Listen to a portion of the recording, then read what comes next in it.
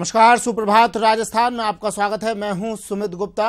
Bulletin की शुरुआत करते हैं 5 मिनट में 25 खबरों से।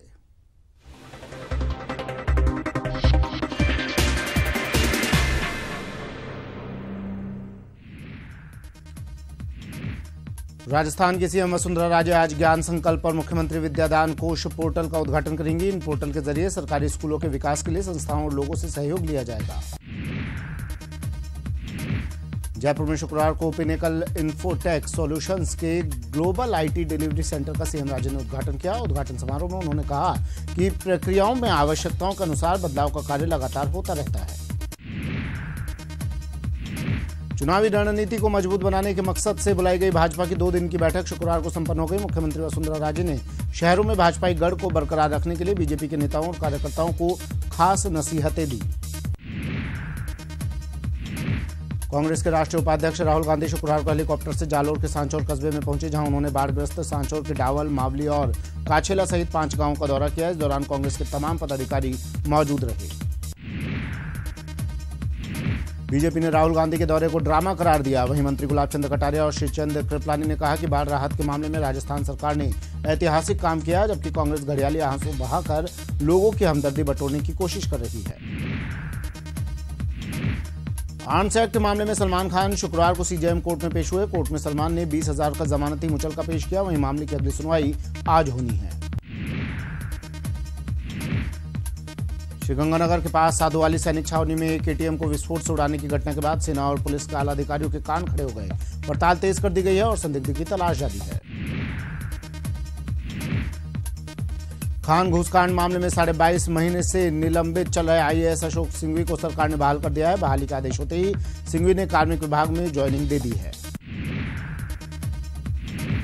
सांचौर के सरवाणा से नलधारा जाने वाले सड़क मार्ग पर स्थित तालाब में 5 बच्चों के डूबने से मौत हो गई। मौके पर पहुंची पुलिस ने स्थानीय तैराकों के सहारे 5 बच्चों के शवों को बाहर निकालकर परिजनों को सुपुर्द कर दिया।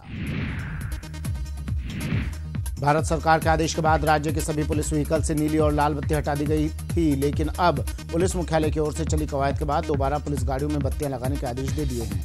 हालांकि इस बार लाइट में थोड़ा बदलाव किया गया है। राजस्थान हाईकोर्ट में शुक्रवार को सेंट्रलाइज्ड फाइलिंग सिस्टम का उद्घाटन हुआ। मुख्य न्यायाधीश प्रदीप नंदराजोग ने रजिस्ट्री में इस सिस्टम का उद्घाटन किया। बीकानेर बॉर्डर पर सीमा सुरक्षा बलों ने शुक्रवार को एक पाकिस्तानी घुसपैठियों को गिरफ्तार किया। गिरफ्तार घुसपैठी के पास से हथियार और पाक सरकार के पहचान पत्र बरामद हुए। फिलहाल घुसपैठी से पूछताछ जारी है। चूरू जिला मुख्यालय पर एक युवती ने छेड़छाड़ करने वाले मनचले युवक को अच्छा सबक सिखाया। युवती ने सरेराह छेड़छाड़ करने वाले मनचले युवक को लात घूंसों से धुनाई कर डाली। उदयपुर में जल संसाधन विभाग के अधिशासी अभियंता हेमंत कुमार पनगड़िया ने ऑफिस में एंड्रॉयड फोन लाने पर रोक लगा दी है। कर्मचारी के पास स्मार्टफोन पाए जाने पर अनुपस्थित और अग्रिम कार्रवाई की भी धमकी दी गई है। नागौर में तांगा दौड़ पर लगी रोक को हटाने की मांग को लेकर जिला प्रशासन ने इस मामले में अपना रुख स्पष्ट कर दिया है। जहां मामले में जिला कलेक्टर कुमारपाल गौतम ने कहा कि तांगा दौड़ पर रोक मामले में एडवोकेट महावीर विश्नोई की याचिका पर हाईकोर्ट ने रोक लगा रखी है। प्रदेश में चिकित्सा एवं स्वास्थ्य सेवाओं को दुरुस्त करने के लिए शुक्रवार को नई 108 एम्बुलेंस बेड़े में शामिल की गई हैं। मंत्री कालीचरण सराफ ने नई एम्बुलेंस को हरी झंडी दिखाई। भरतपुर में कांवड़ लेकर जा रहे 4 कांवड़ियों को ट्रेलर ने टक्कर मार दी। हादसे में 2 कांवड़ियों की मौके पर ही मौत हो गई, जबकि 2 गंभीर रूप से घायल हो गए, जिनका आरबीएम अस्पताल में इलाज चल रहा है। भीलवाड़ा के मांडल कस्बे में खेलते समय एक बच्चे के हाथ में मोबाइल बैटरी फट गई, जिससे बच्चे गंभीर चोट आई है। बच्चे को फिलहाल बच्चे के उपचार के लिए महात्मा गांधी चिकित्सालय में भर्ती करवाया गया है। पोखरण शहर के रेलवे स्टेशन पर शुक्रवार शाम को एक मां अपने 2 बच्चों को छोड़कर चली गई, जिसके बाद कड़ी मशक्कत कर जीआरपी की टीम ने मां को गिरफ्तार किया। जयपुर के त्रिमूर्ति सर्किल स्थित होटल में 9 अगस्त को beauty peasant elite miss Rajasthan 2017 का आयोजन होने जा रहा है। ब्यूटी पीजेंट के इस फाइनल राउंड में चयनित 100 मॉडल से खिताब पाने के लिए जजेस के समक्ष अपना टैलेंट प्रदर्शित करेंगी। देश के उपराष्ट्रपति पद के लिए आज चुनाव है। इस चुनाव में एनडीए की ओर से वेंकैया नायडू और विपक्षी पार्टियों की ओर से गोपाल कृष्ण गांधी उम्मीदवार हैं। पीएम मोदी सबसे पहले वोट करेंगे और बाद में सीएम योगी आदित्यनाथ वोट करेंगे। अब मृत्यु प्रमाण पत्र के लिए आधार जरूरी हो गया है। गृह मंत्रालय ने इसके लिए आदेश जारी कर दिए हैं और ये 1 अक्टूबर 2017 से पूरे देश में लागू हो जाएगा। वेटरन एक्टर दिलीप कुमार की किडनी फेल हो गई है और उनकी हालत स्थिर बनी हुई है। दिलीप कुमार को आईसीयू में रखा गया है। उन्हें बुधवार को लीलावती अस्पताल में भर्ती कराया गया था। फिल्म टॉयलेट एक प्रेम कथा के कॉपीराइट को लेकर जयपुर की मेट्रोपॉलिटन कोर्ट आज अपना फैसला सुनाएगी। फिल्म के लीड रोल में अक्षय कुमार हैं। कोलंबो टेस्ट का आज तीसरा दिन है और भारत मजबूत स्थिति में है। मैच के दूसरे दिन टीम इंडिया ने 622 रन बनाकर पहली पारी घोषित कर दी और श्रीलंका ने दिन का खेल खत्म होने तक 2 विकेट पर 40 रन बनाए।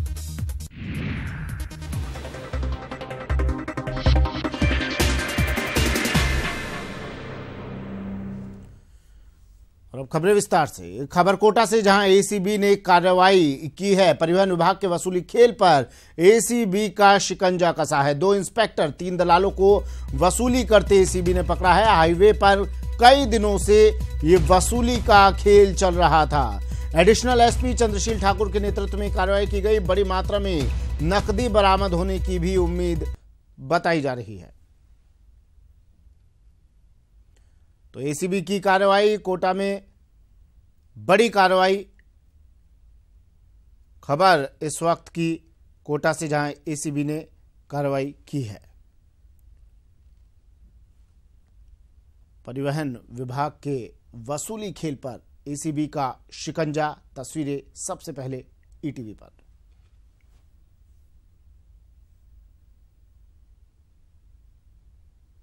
कोटा एसीबी ने आज बड़ी कार्रवाई करते हुए परिवहन विभाग के जो 2 इंस्पेक्टर हैं और 4 कांस्टेबलों को हिरासत में लिया है। वसूली का खेल जो हाईवे पर चला करता था, ट्रक वालों से जो वसूली होती थी, उस पर रात भर आज एसीबी की टीमें कोटा की सड़कों पर जो है दौड़ती रही। भेष बदलकर एसीबी की टीम जो है रात भर जो है कोटा बूंदी रोड पर रही।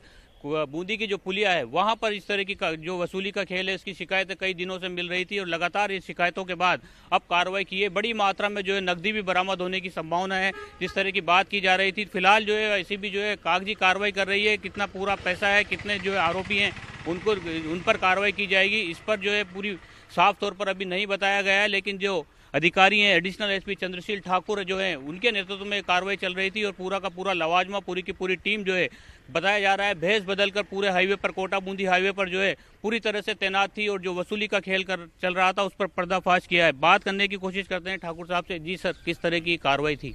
देखिए, कई दिनों से सूचना मिल रही थी कि आरटीओ के जो ये उड़न दस्ते हैं, ये सारी रात वहाँ पर वसूली करते हैं।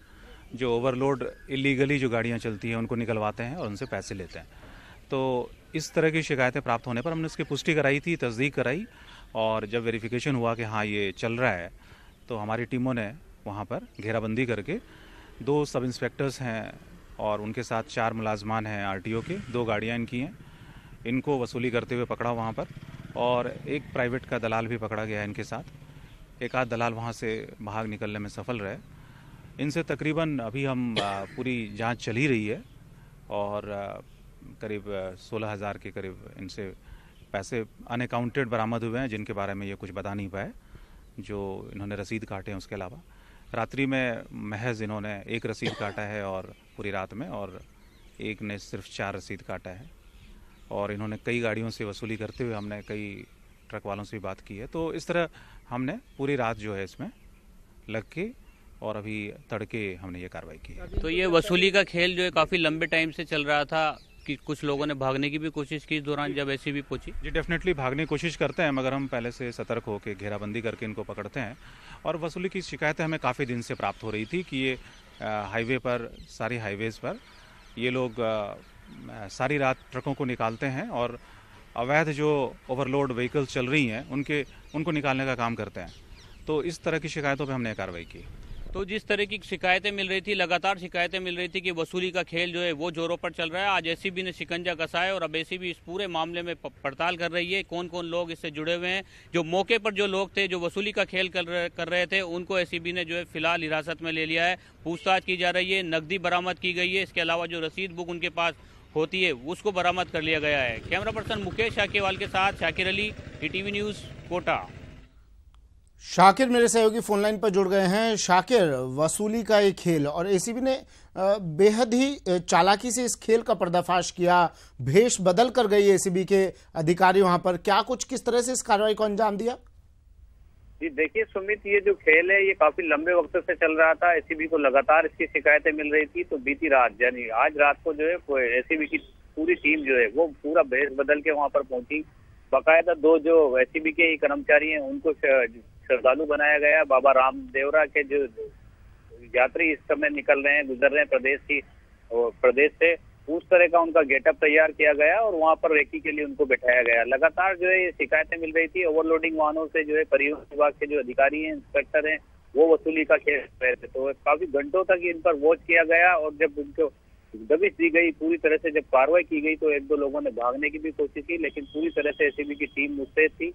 और जो कार्रवाई की गई है उसमें 2 इंस्पेक्टर पकड़े गए हैं, इसके अलावा 4 कांस्टेबल परिवहन विभाग के पकड़े गए हैं, साथ ही एक दलाल जो है वो भी पकड़ा गया है। करीब 16,000 रुपए की राशि इनसे बरामद की गई है। कहाँ ये छुपा कर रखते थे वो तमाम चीजें सीट के नीचे से जो है एसीबी ने वो बरामद की। इनकी रसीद जो इनके पास थी चालान की, जिससे जुर्माना किया करते थे, उसमें सिर्फ महज एक रसीद उन्होंने काटी हुई है और बाकी सारा का सारा जो पैसा है वो अवैध वसूली है इस तरह से किया करते थे। रसीद काट करके जो है उनको चालकों को नहीं दिया करते थे। जी चलिए, शुक्रिया शाकिर तमाम जानकारी के लिए। तस्वीरें भी आपको दिखा रहे थे। सबसे पहले 2 इंस्पेक्टर, 4 कांस्टेबल और दलाल को भी गिरफ्तार किया है एसीबी ने। काफी लंबे समय से शिकायत मिल रही थी। इसके बाद एसीबी के अधिकारियों ने भेष बदला और इस कार्रवाई को अंजाम दिया। हाईवे पर वसूली के खेल का पर्दाफाश कर दिया। बढ़ते अगली खबर की ओर। खबर भरतपुर से। भरतपुर के लोधावई टोल प्लाजा के पास ट्रेलर ने कांवड़ लेकर जा रहे 4 लोगों को टक्कर मार दी, जिसे इस हादसे में 2 कांवड़ियों की मौके पर ही मौत हो गई। वहीं 2 घायल कांवड़ियों की हालत अब भी गंभीर बनी हुई है, जिनका आरबीएम अस्पताल में इलाज चल रहा है। ये सभी यूपी के सोरोजी से कांवड़ लेकर आ रहे थे। ये कांवड़िए दौसा जिले के महुआ क्षेत्र के निवासी बताए जा रहे हैं।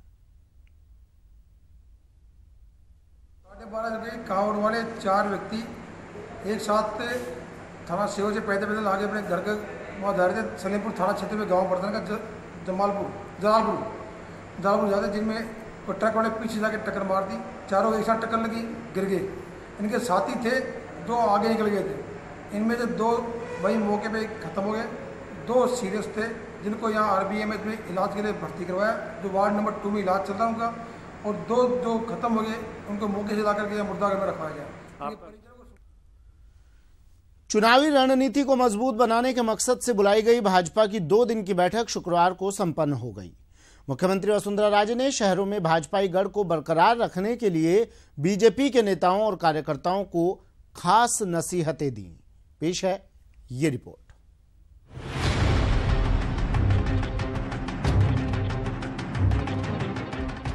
बीजेपी अगले विधानसभा और लोकसभा चुनाव के लिए अपने पार्टी के परंपरागत शहरी गढ़ों को बचाने के लिए पूरी ताकत झोंक रही है। मुख्यमंत्री वसुंधरा राजे ने शुक्रवार को शहरी नगर निगमों के महापौर, उप महापौर और पार्षदों से आह्वान किया कि वो जनता का दिल जीतने के लिए भ्रष्टाचार मुक्त प्रशासन दें। सीएम राजे के इस आह्वान का महापौर से लेकर पार्षदों पर जबरदस्त असर दिखाई दिया।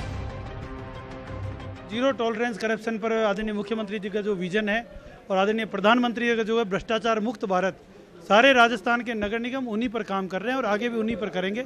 चाहे पार्षद हो, चाहे उनसे ऊपर के सब लोग हो, भ्रष्टाचार किसी भी स्तर पर कोई भी भारतीय जनता पार्टी की सरकार में कहीं पर बर्दाश्त नहीं किया जाएगा। भारतीय जनता पार्टी की राजस्थान में सरकार है और भारतीय जनता पार्टी, हमारे मुख्यमंत्री जी का एक सपना है कि करप्शन फ्री राजस्थान होना चाहिए। निश्चित रूप से जो हम बायोमेट्रिक सिस्टम से और बैंक में डायरेक्ट भुगतान वाला सिस्टम कर रहे हैं, वो कोटा नगर निगम में लागू हो चुका है, जयपुर में लागू हो चुका है और नगर निगम लागू कर रहे हैं। निश्चित रूप से पूरी बीटें लगेगी, पूरी सफाई होगी और पूरा भुगतान होगा कर्मचारी को। पूर्ण रूप से निष्ठा के साथ काम करना है। नगर निगम की छवि से सरकारों का गठन होता है केंद्र, इसलिए उन्होंने हमें 5 बिंदु बताए कि पारदर्शी सरकार हो, संवेदनशील हो, इस तरह से काफी कुछ बातें उन्होंने बताई है। बैठक में सीएम राजे और अशोक परनामी ने नेताओं और कार्यकर्ताओं के बीच बेहतर कोऑपरेशन और कोऑर्डिनेशन पर जोर दिया। सीएम राजे ने पार्टी नेताओं से आह्वान किया कि वो जरूरतमंद की आवाज बनकर उनकी समस्याओं का समाधान करें। मुख्यमंत्री जी ने कहा गरीबों की आप सुध ले रहे हो और लो, हम ले ही रहे हैं, मुख्यमंत्री का आदेश है और उसको तीव्र गति से हम बढ़ाएंगे। माननीय राष्ट्रीय अध्यक्ष जी का जो प्रवास था 3 दिन का, उनके आदेशानुसार सबकी विभिन्न क्षेत्रों में ड्यूटी भी लगाई गई है और पार्टी संगठन का कार्य सत्ता में रहकर वो किस प्रकार भलीभांति कर सके, इसके ऊपर विचार हुआ। बैठकों में पंडित दीनदयाल उपाध्याय के विचारों को आम जनता तक पहुंचाने के लिए खास हिदायतें दी गई हैं। जाहिर है बीजेपी अमित शाह के मॉडल को नीचे से लेकर ऊपर तक लागू करना चाहती है, इसलिए बूथ रणनीति को चुनावी जीत का धारदार हथियार बनाया जा रहा है। Babulal धायल, ETV news, Jaipur. मुख्यमंत्री वसुंधरा राजे आज ज्ञान संकल्प पोर्टल और मुख्यमंत्री विद्यादान कोष का उद्घाटन करेंगी। इस योजना से प्रदेश भर में पोर्टल के माध्यम से राजकीय विद्यालयों के विकास के लिए विभिन्न संस्थाओं, दानदाताओं, औद्योगिक इकाइयों के साथ साथ भामाशाहों से योगदान प्राप्त किया जा सकेगा।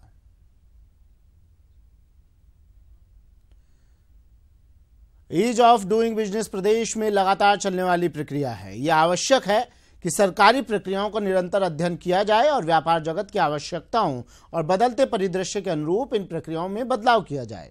ये कहना है प्रदेश की मुख्यमंत्री वसुंधरा राजे का। जयपुर के महिंद्रा वर्ल्ड सिटी में पिनेकल इन्फोटेक सॉल्यूशंस के ग्लोबल आईटी डिलीवरी सेंटर के उद्घाटन समारोह में उन्होंने कहा कि प्रक्रियाओं में आवश्यकताओं के अनुसार बदलाव का कार्य लगातार होता रहता है। वहीं जयपुर को ग्लोबल इंजीनियरिंग हब बनाने के प्रयास के लिए राजस्थान सरकार द्वारा पिनेकल को भी पूरा सहयोग दिया जाएगा।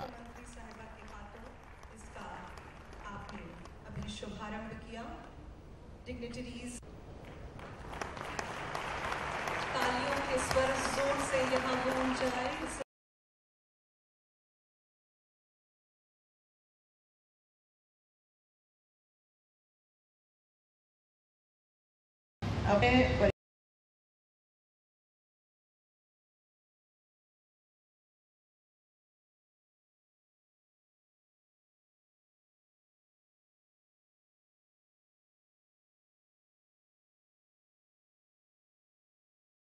वहाँ कई गाड़े हैं जिन क्षेत्र के अंदर हमारी कंपनी चल रही है। तो किसी भी माँ बाप के लिए कितना बड़ा माने एक मौका होगा जब वो देख रहे हैं कि अपने बेटे के लिए जो अपने सपना देखा था वो सपना पूरा ही नहीं भरपूर पूरा हुआ है। ईश्वर ने दिया तो बहुत ही जोरदार तरीके से दिया, परंतु ऐसे नहीं, मेहनत का ही ये फल है। बढ़ते हैं अगली खबर की ओर। कांग्रेस के राष्ट्रीय उपाध्यक्ष राहुल गांधी शुक्रवार को हेलीकॉप्टर से जालोर के सांचौर कस्बे में पहुंचे, जहां उन्होंने वहां मौजूद कांग्रेस पदाधिकारियों से मुलाकात की, जिसमें उनके साथ कांग्रेस प्रदेशाध्यक्ष सचिन पायलट, पूर्व मुख्यमंत्री अशोक गहलोत और नेता प्रतिपक्ष रामेश्वर डूडी मौजूद रहे। मुलाकात के बाद राहुल गांधी ने बाढ़ग्रस्त इलाकों का दौरा किया।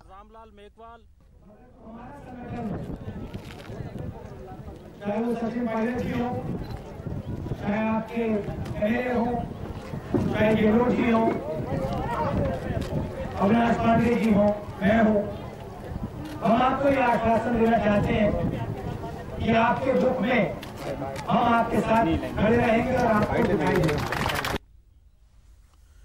इधर बीजेपी ने राहुल गांधी के दौरे को ड्रामा करार दिया। मंत्री गुलाब चंद कटारिया और श्रीचंद कृपलानी ने कहा कि बाढ़ राहत के मामले में राजस्थान सरकार ने ऐतिहासिक काम किया है, जबकि कांग्रेस घड़ियाली आंसू बहाकर लोगों की हमदर्दी बटोरने की कोशिश कर रही है।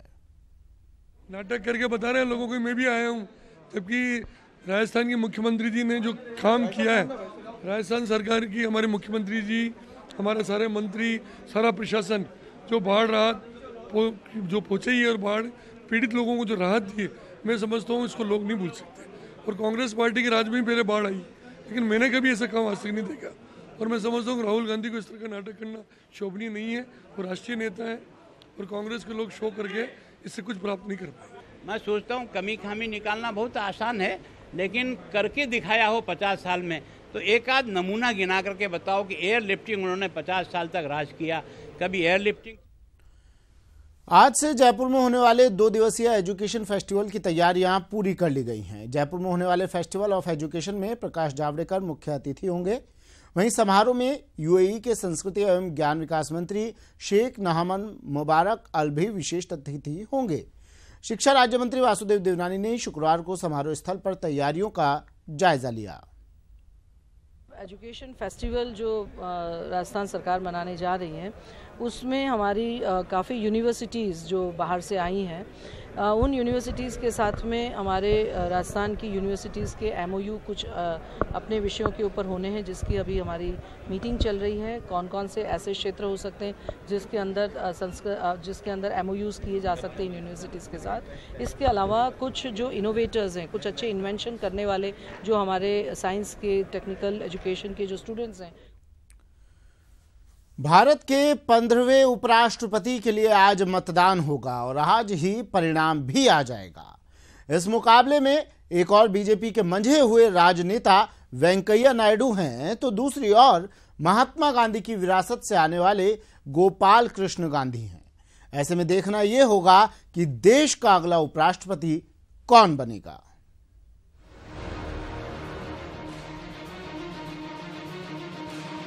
एनडीए और यूपीए ने शनिवार को होने वाले उपराष्ट्रपति चुनाव के लिए सियासी समीकरण तैयार कर लिए हैं। मुकाबला वेंकैया बनाम गांधी है। शनिवार को मतदान है और शनिवार को ही नतीजे।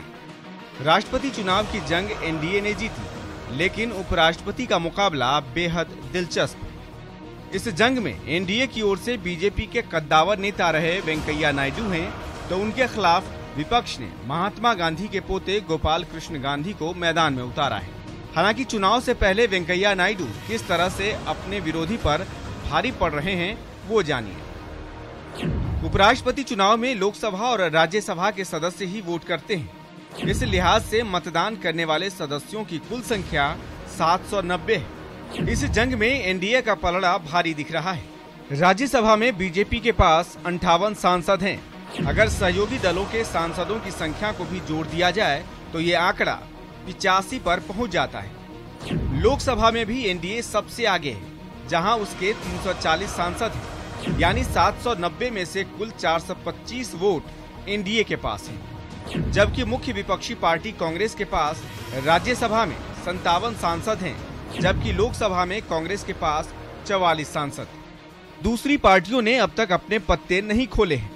इस समीकरण के लिहाज से उपराष्ट्रपति की जंग एनडीए जीत सकती है, लेकिन इस सब के बीच एक दल और भी है जिस पर नजर है, और वो है जनता दल यूनाइटेड। नीतीश कुमार ने एनडीए से जुड़ने से पहले गोपाल कृष्ण गांधी को समर्थन देने की बात कही थी, लेकिन उनके पार्टी सांसदों का रुख क्या होगा, ये अब तक साफ नहीं है। जेडीयू के लोकसभा में 2 सांसद और राज्यसभा में 10 सांसद हैं।